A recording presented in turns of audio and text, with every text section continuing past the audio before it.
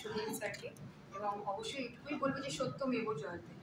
সবাইকে ধন্যবাদ, আপনাদেরকেও। আপনারাও 7 দিন ধরে আমাদের সাথেই এই যাত্রায় ছিলেন অনেকেই এখানে, আপনাদের সকলকে ধন্যবাদ জানাই।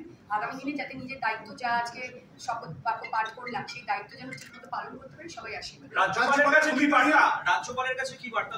আমি এবং রেয়াদদা অনেক ছোট ওনার থেকে, ওনার সন্তান তুলো, যেরকম স্যার বললেন, ওনার আশীর্বাদ চাই, এবং উনি যাতে আশীর্বাদ করুন আগামী দিনে ভালোভাবে কাজ করতে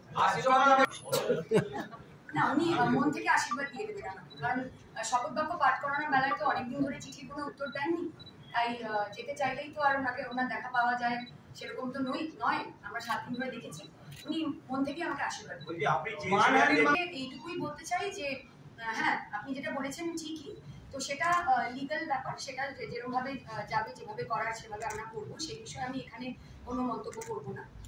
এটুকুই বলবো যে আজকে অবশেষে শান্তিপূর্ণ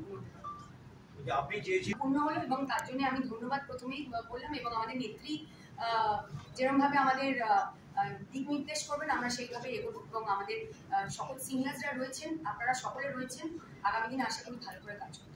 অন্য কোনো কাজ